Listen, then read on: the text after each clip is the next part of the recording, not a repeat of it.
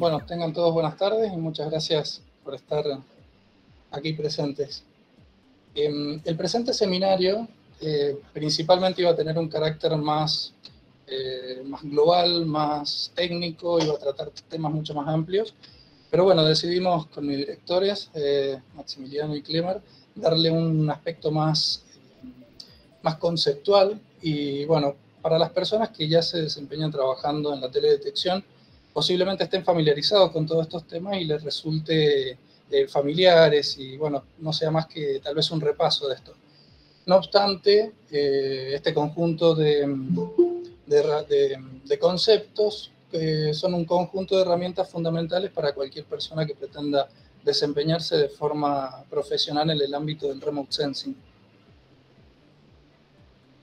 El objetivo principal que persigue una misión satelital, y particularmente cuando esta es de observación de la Tierra,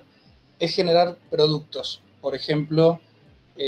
mapas de humedad del suelo, mapas de calidad del aire, temperatura superficial de la Tierra, temperatura superficial del océano,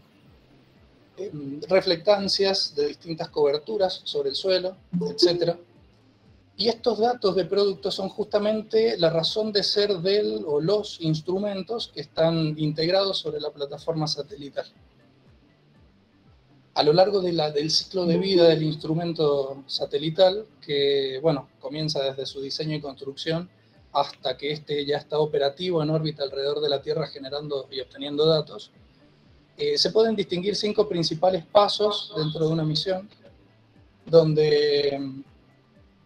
esto va desde la caracterización del instrumento, la calibración del sensor y la verificación de la calibración,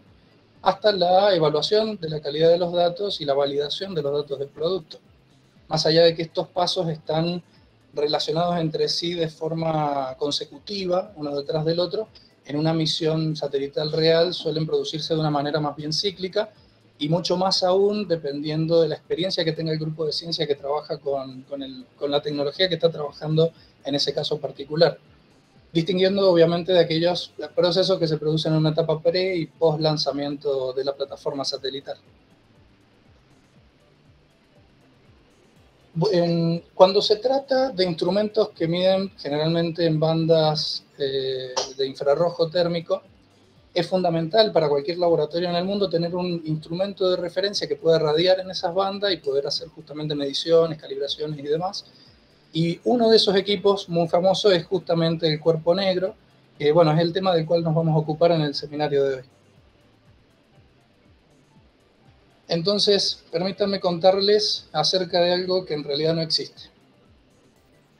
Fue Gustav Kirchhoff, comúnmente pronunciado por nosotros como Kirchhoff, quien en el año 1862 enuncia por primera vez en uno de sus manuscritos la necesidad de tener que teorizar acerca de una superficie capaz de absorber toda la radiación que incide sobre ella. Si nosotros razonamos un objeto así con nuestra vida cotidiana, podemos pensar en un objeto que absorbe toda la luz que incide sobre este y no refleja nada, y vamos a tratar, o nuestro cerebro nos lo hará entender, más bien con un color negro, un color oscuro. Entonces es justamente en esta parte donde Kirchhoff anuncia que se va a tratar de esta manera de superficies perfectamente negras, a lo cual después simplifica y dice, bueno, nos referiremos a esto como cuerpo negro, el black body en inglés.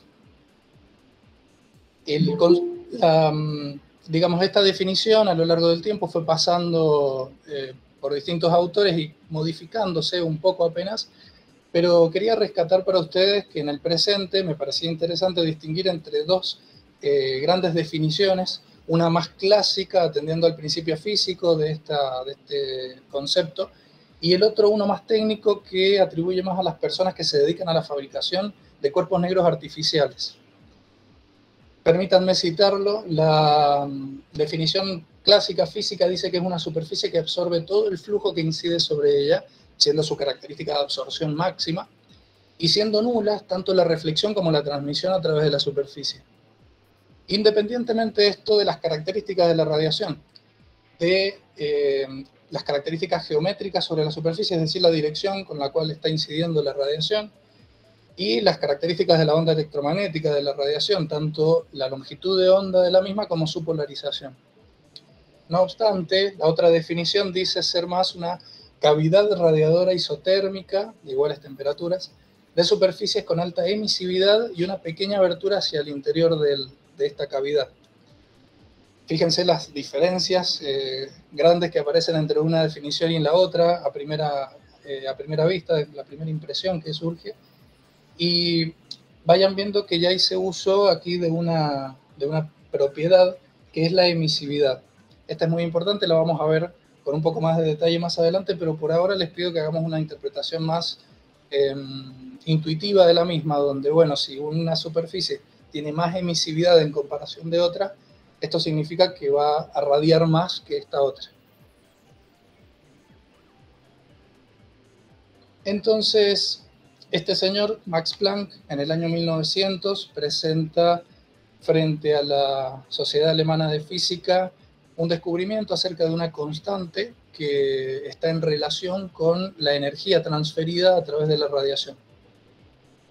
Él lo que propone aquí es que la radiación, a diferencia de como se creía clásicamente que podía ser transmitida la energía en cantidades infinitesimalmente pequeñas, resulta que está más bien transferida de forma discreta por pequeñas partículas indivisibles que contienen la mínima cantidad de energía, partículas que hoy conocemos como el fotón, y de esa manera, bueno, sienta las bases para un cambio de paradigma en la física bastante importante que permite más adelante desarrollar el marco teórico de la física cuántica. Seguramente ustedes, como yo, de chico creía o entendía el mundo como esos objetos que emiten su propia luz y objetos que no, y estos los podemos ver gracias a que podían reflejar la luz de aquellos objetos que sí la producían. Y bueno, la realidad no es tan así, sino que cualquier objeto que tenga una cierta temperatura termodinámica promedio por encima del cero absoluto ya está emitiendo su propia luz. Sucede en realidad que, bueno, para que esa luz esté siendo en longitudes de onda que resultan ser visibles, que permiten excitar las células de nuestra retina en los ojos, tiene que producirse a temperaturas de varios miles de Kelvin, y bueno, no son temperaturas que tengan los objetos con los cuales nosotros cotidianamente trabajamos. Pero bueno, siendo esta la realidad, justamente Planck ese mismo año lo que propone es una ley, la ley de Planck, para explicar esta radiación. Resulta que cuando un objeto tiene una cierta temperatura, emite luz, emite radiación, para hablar con mejor propiedad, pero no lo hace a una única longitud de onda, sino que se distribuye toda esa radiación en diferentes longitudes de onda. Entonces, por eso se llama esto la ley de distribución de Planck. Vamos a hacer uso de un parámetro conocido como emitancia, en otras literaturas se lo conoce como excitancia. Si se fijan en las unidades, hace referencia a un flujo de energía, es decir, potencia por unidad de área que estás emitiendo, y a su vez, como es una distribución espectral, por longitud de onda, justamente. Entonces, vemos que en la ecuación, que tiene la forma, tiene esta forma, como se ve aquí escrita, dependiendo de la longitud de onda, a la quinta potencia, y dentro de la exponencial también con la temperatura, podemos ya entender que vamos a tener entonces una distribución de esta emitancia a distintos valores de temperatura, una para cada temperatura. Fíjense que se hace uso de dos constantes, C1 y C2, conocidas como constantes de radiación, y estas a su vez dependen de otras constantes universales como lo son la velocidad de la luz en el vacío, la constante de Planck, justamente, la constante de Boltzmann, y pongo a continuación ahí debajo la constante de Stefan Boltzmann, que se entienda que no debe ser confundida con la anterior en este caso, y esta nos va a ser de utilidad un poquito más adelante, en otra ecuación. Entonces, si en vez de entender la emitancia absoluta en toda la hemisfera que está generando la superficie, la entendemos por ángulo sólido, podemos obtener una propiedad conocida como radiancia, por eso se encuentra también por unidad de estéreo radian, donde se puede escribir para necesidad de mediciones de alta precisión, utilizando también el índice de refracción del medio a través del cual se propaga la radiación. Y hago acá uso de la emisividad, término que vimos en la diapositiva anterior, para que vean un poco el uso y acá darle un poco más sustento al significado que este tiene. Fíjense que se usa en la ecuación como una constante,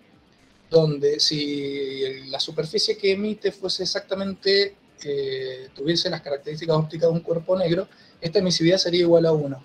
No obstante, si difiere de esto, que es lo que sucede en la realidad comúnmente, vamos encontrando valores entre 0 y 1 que hacen que directamente la radiación del cuerpo negro se vea afectada por esa constante. Entonces, si hacemos un análisis gráfico de la ley de Planck, podemos analizar y ver la ecuación de radiancia de cuerpo negro en función de la longitud de onda a diferentes temperaturas. Y bueno, acá podemos ver que en la primera gráfica, si lo vemos en una escala lineal, vamos a ver que tiene esta forma de curva, ¿no? Donde se produce un máximo en un cierto valor de longitud de onda. Y acá se puede ver cómo un objeto a una cierta temperatura distribuye su radiancia en longitudes de onda y cómo un objeto a una temperatura aproximadamente la mitad de la anterior ya emite una cantidad que, bueno, se ve casi de forma imperceptible respecto a la anterior, y ni hablar de las demás temperaturas que están como aplanadas en la curva lineal. Entonces, para que lo veamos un poco más claro, hagámoslo en una gráfica doblemente logarítmica, donde las temperaturas que estoy aquí simulando son las de la curva punteada, que hace referencia a una temperatura similar a la de la superficie del Sol. Luego, la temperatura de operación de un filamento de tungsteno en una lámpara incandescente. La amarilla es la temperatura de fusión del oro, la azul la temperatura de fusión del agua, y finalmente una temperatura normal atmosférica en la roja,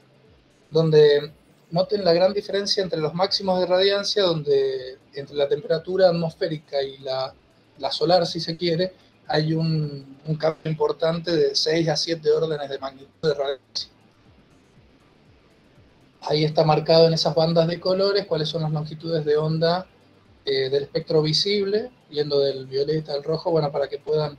entender cómo se posicionan estas curvas respecto de ese espectro que es tan importante y de referencia para nosotros. Entonces, como pudieron notar, a medida que la temperatura aumentaba, el cuerpo negro iba teniendo una distribución que era cada vez superior y se desplazaba hacia longitudes de onda más pequeñas, de mayor energía. Esto se puede entender con la ley de desplazamiento de Wien a través de una constante, que es la constante del desplazamiento de Wien, que acá la puse con otras unidades y suele entenderse como la tercera constante de radiación, donde justamente la constancia encuentra en esta multiplicación la temperatura del cuerpo negro y la longitud de onda a la cual se produce ese máximo de radiación. Entonces, para hacer este análisis, lo que realiza esta ley es encontrar la primera derivada de la ley de Planck y anularla, y justamente eso entrega una respuesta, una raíz de esta solución, que es la obvia, que esto sucede, se anula la derivada para la longitud de onda infinita, y la segunda raíz, por eso el subíndice 2 aquí, lo hace para el máximo. Entonces, si despejamos de esa ecuación esa variable, podemos reemplazarla en una ecuación como esta para encontrar cuál va a ser el valor de esa radiancia máxima. Si vemos cómo esta ley cumple el desplazamiento de esos picos máximos a medida que aumenta o cambia la temperatura, describe una curva como la que se ve aquí, y de forma más intuitiva, si en vez de graficar superpuestas estas curvas respecto de la temperatura, extendemos un tercer eje para la temperatura, podemos verlo aquí como una superficie donde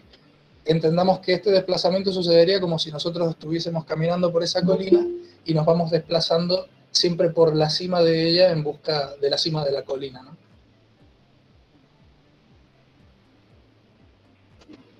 Entonces, un concepto atribuible a la ley de Planck es querer entender toda la energía contenida en el rango espectral completo. Para esto, lo que hace la ley de Stefan Boltzmann es integrar desde la longitud de onda nula, si se quiere, hasta la infinita, toda la distribución de la ley de Planck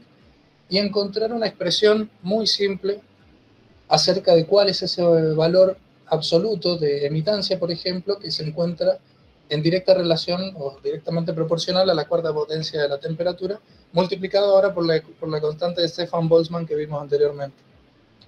Y si hacemos referencia a una superficie lambertiana que cumple la ley de Lambert, donde la intensidad radiante se ve afectada por el coseno de ángulo de observación de la superficie radiante, podemos encontrar entonces la radiancia de esta expresión y nuevamente utilizar términos como el índice de refracción y otra vez aquí la emisividad, como habíamos visto anteriormente. Para explicar esta última ley que traigo aquí a colación, les pido hacer un pequeño experimento mental. Supongamos que podemos generar una superficie suficientemente grande, una superficie opaca, donde, bueno, si nosotros de alguna manera que no nos interesa cómo logramos controlar o uniformizar la temperatura de esta en la superficie interna, podríamos colocar una especie de detector virtual en el interior de esta y podríamos observar exactamente la radiancia que se podría ver según lo explica la ley de Planck y a partir de una superficie difusa.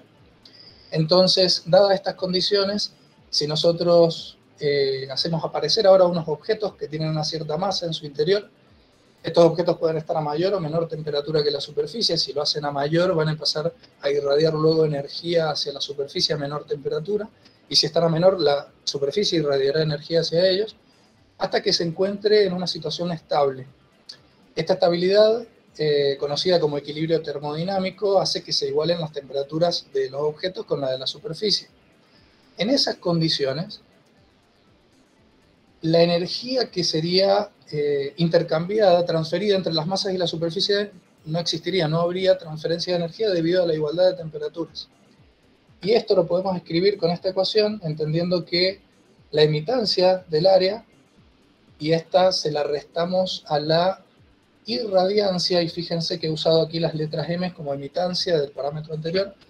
lo diferencio de irradiancia, que es una propiedad muy similar, pero cambian los sentidos de acción. La emitancia es como que se desprende de la superficie, la irradiancia incide sobre la superficie. Por eso es aquí afectada por una constante o una característica de ese objeto que tiene que ver con la absorción del objeto de la radiación. Hacemos la igualdad de estas transferencias de energía, anulando toda transferencia, y esta relación o esta igualdad, esta ecuación la podemos despejar, despejando la irradiancia, que como ya dijimos va a responder a la de un cuerpo negro. Y esto es una relación que se puede corroborar para todas las masas internas dentro de esta situación, donde fíjense que si ahora yo divido miembro a miembro la irradiancia del cuerpo negro, me encuentro en una relación que divide la emitancia de los objetos que se encontraban ahí dentro con la irradiancia, o cómo emitirían si fuesen cuerpo negro, o un cuerpo negro perfecto. Y esto es justamente la definición que habíamos entendido en un principio de la emisividad. Así que la ecuación termina dando una igualdad entre emisividad y lo que es la absortancia de las superficies. En otras palabras, lo que dice esta ley es que en situación de equilibrio termodinámico de las superficies, la emisividad de la superficie es igual a su característica de absortancia. Y en términos más generales, esto va a suceder a una cierta longitud de onda, en una cierta temperatura, y fíjense que en una dirección, pero en sentidos opuestos, porque estamos hablando de propiedades que son opuestas. Una es de la emisividad, una tiene que ver con emitir y la otra con absorber. Así que de esta manera, hablemos en un poco más de detalle de la emisividad de los objetos. La emisividad presenta un comportamiento que varía respecto del dominio espectral como del espacial, que tiene que ver con las características geométricas de la superficie, por ende tiene que ver con el ángulo de observación que nosotros tengamos de una superficie. En este caso les traigo a colación el ejemplo de de elementos metálicos y de elementos no metálicos como el titanio, el paladio y los no metales como el óxido de aluminio, la alúmina o el óxido de titanio, donde característicamente los elementos que son conductivos eléctricamente tienen valores de emisividad más bien bajos, y los elementos, estos no metálicos, tienen más bien emisividad alta en una dirección normal, y luego cambia esa tendencia a medida que aumentamos el ángulo de visión de estos materiales. Y dicho sea de paso, bueno, esto ha sido emisividad calculada a partir de los valores del índice de refracción de cada material, siendo su puesto suficientemente grueso, con un espesor suficiente para ser considerado opaco, donde la parte imaginaria del índice de refracción tiene que ver siendo indirectamente proporcional a la característica de absorción que tiene el material. Entonces, de esta manera podemos obtener, por ejemplo, una emisividad monocromática direccional, como es el caso de los ejemplos, o una emisividad monocromática en toda la hemisfera hemisférica, o la total, una emisividad total en todas las longitudes de onda hemisférica. Finalmente, en el ámbito del remote sensing, lo más común es hacer referencia a la emisividad total, digamos por ahora, direccional de una superficie. No obstante, generalmente lo que nos interesa es una banda de interés, particularmente por el comportamiento en la realidad de las distintas superficies. Y acá traigo un ejemplo de cómo se vería. Una curva en línea continua de un cuerpo negro donde su emisividad es igual a 1. Entonces responde a la ley de Planck que vimos anteriormente. Una curva en línea de trazo discontinuo donde la emisividad está entre 0 y 1 y se cumple la ley de Planck afectada por una constante. No obstante, las superficies reales se comportan más bien no como cuerpos negros o como el otro que es llamado como cuerpo gris, sino más bien como radiadores selectivos. Su emisividad varía dependiendo de la longitud de onda. Lo que sí podemos encontrar en la naturaleza son más bien bandas pequeñas donde podemos decir que se comportan como cuerpos grises y poder hacer alusión a muchas de las leyes anteriores que hemos considerado de manera más eficiente. Un concepto importante que nos va a servir más adelante es entender lo siguiente. Si la emisividad varía con la longitud de onda en la banda de interés que nos interesa, vamos a tener entonces una emisividad total en esa banda que va a tener variaciones con la temperatura de la superficie.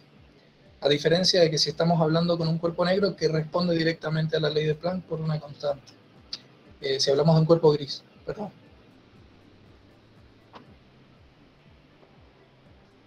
Entonces, permítanme mostrarles qué tan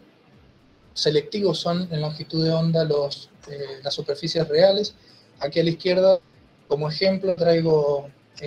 del INTA un ejemplo de distintas superficies de agua, hierba en estado verde, arena. Fíjense cómo varía la emisividad espectral. Y un ejemplo de carburo de silicio donde las mediciones se logran a diferentes valores de temperatura. Esto está en estado de polvo. Pero bueno, ya podemos ver que debemos buscar una banda para poder considerar los grises a los elementos que vamos a considerarlos de esa manera en el momento de hacer alguna suposición y bueno, llevarlo en la práctica. Entonces, hay una característica particular de los cuerpos negros artificiales que hace que no nos refiramos exactamente a la emisividad con el material con el cual están recubiertos o construidos, sino más bien hacemos referencia a una característica que se llama emisividad efectiva. Esta es una emisividad aparente que se obtiene, o una emisividad final, luego de que este ha sido construido. Esto se debe a varios efectos, pero principalmente cuando se le da forma de cavidad al cuerpo negro. Y acá se agrega una variable más que, aparte de tener una variación espectral y según el ángulo de observación, también lo va a hacer de forma localizada, según dónde estemos observando este cuerpo negro ya construido. Así que, por ejemplo, acá podemos medir emisividad efectiva direccional local, o en todo el ancho espectral, una total direccional local. Es muy común en el ámbito de las mediciones en laboratorio con cuerpo negro venir a medir directamente con un instrumento que ya está construido, que tiene una óptica asociada, y esto tiene un campo de visión restringido, un field of view, FOV, donde, bueno, la emisividad que vamos a poder medir en esas condiciones, o la que nos va a interesar esa configuración de medición, va a ser, por ejemplo, una emisividad que va a estar en el área contenida que se pueda observar y el ángulo sólido que restringe esta óptica al detector que se encuentra dentro del instrumento. Entonces nos estamos refiriendo en ese caso a una emisividad efectiva cónica. Pero algo muy común en el ámbito de las mediciones y de caracterización de detectores en laboratorio es usar el detector desnudo, sin una óptica asociada. Y para esto, cuando nosotros lo coloquemos frente a un cuerpo negro, esto se sucede, digamos, una transferencia energética entre las superficies de una temperatura a otra, como las que haría un diseño térmico de cualquier tipo, donde se radia energía entre distintas superficies. Y bueno, déjenme mostrarle dos casos extremos. Si la salida que nosotros tenemos de la abertura del cuerpo negro de la cavidad tiene un área igual al área del detector que estamos usando y nosotros la solapamos, vamos a medir una emisividad efectiva hemisférica, mientras que si la alejamos lo suficiente para que esté en una distancia considerada infinito, podríamos estar midiendo emisividad efectiva normal del cuerpo negro que hemos construido. Ahora bien, en uno de los casos intermedios, que es lo más probable de lograr, se hace referencia a la emisividad efectiva integrada, donde se hace uso a una constante conocida como factor de vista, donde considera las relaciones geométricas que se producen en este caso. Y bueno, si vemos un poquito el dibujito, vamos a empezar a entender que hay efectos de penumbra entre las superficies que se radian en visualización directa y otras superficies que irradian parte del detector y otras que no irradian directamente y se reflejan dentro del cuerpo negro. Así que eso lo vuelve no trivial para una simulación matemática, el diseño geométrico. Antes de pasar a una parte ya más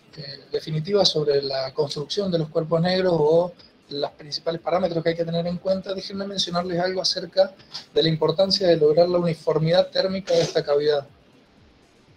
Cosa que no resulta ser trivial y muy difícil de conseguir en la práctica. Dicho sea de paso, nunca se consigue y bueno, tiene sus influencias. Considerar que una superficie del cuerpo negro que vamos a construir es uniforme totalmente en una simulación, nos va a ayudar, por un lado, a que cuando lo terminemos de construir podamos diferenciar cuáles son las características de radiación debido a su característica puramente geométrica y cuál debido a que no hemos logrado la uniformidad térmica de este recinto. Ahora bien, la no uniformidad de la superficie es algo que generalmente no se puede evitar, y mientras menos uniforme sea esa distribución de temperaturas, más alejado de un cuerpo gris se va a comportar el cuerpo negro artificial. Es decir, su emisividad va a tener más variación respecto de la longitud de onda. A diferencia que si se logra una buena uniformidad, podemos llegar a encontrar una constancia en el espectro. Y algo muy beneficioso sería que si la logramos en la práctica, esta uniformidad, podríamos estar midiendo indirectamente la emisividad efectiva del cuerpo negro construido con su característica de reflectancia indirecta, de reflectancia efectiva. Entonces se hace una medición, digamos, de emisividad a diferencia de, bueno, tener que estar haciendo solamente mediciones radiométricas y relacionar estas constantes entre sí. Entonces, de esta manera llegamos a una etapa donde podemos entender cuáles son los principales parámetros que hay que considerar para hacer una buena construcción de un cuerpo negro. Sería, en primera instancia, maximizar la relación que existe entre el área interna de la cavidad y minimizar el área de la cavidad de salida, de la abertura de salida, perdón, al igual que lograr una buena distribución y uniformidad de temperaturas internas, maximizando la cobertura o el elemento que cubre internamente la superficie, que va a hacer a su vez que la emisividad efectiva del mismo sea mayor, y considerar en algunos casos, si ya estamos hablando, bueno, de mediciones de alta precisión, controlar lo que es el background de elementos radiadores por fuera del cuerpo negro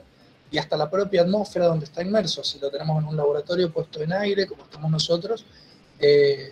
vamos a hacer efectos de refrigeración y turbulencias que van a ir modificando esa uniformidad y modificando también la radiación que se produce por la atmósfera que se encuentra entre medio entre el detector y el cuerpo negro.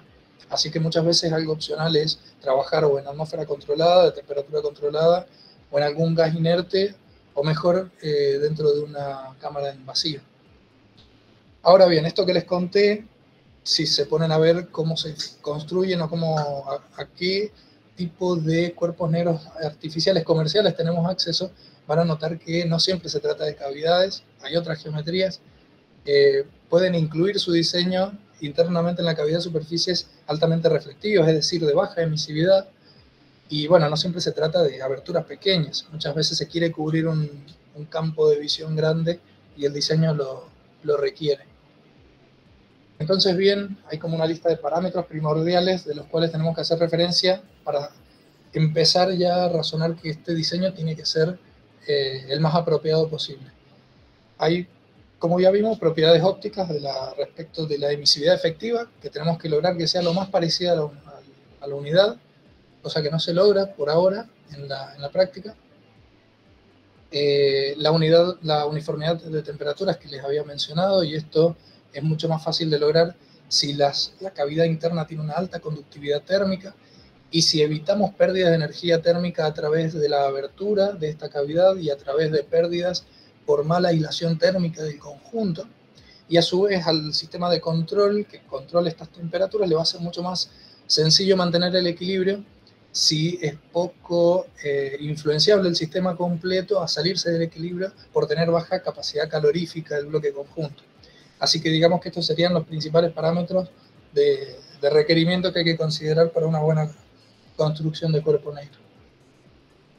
Así, de esta forma, podemos distinguir estos grupos de propiedades generales de los cuerpos negros de los cuales se hacen valer los fabricantes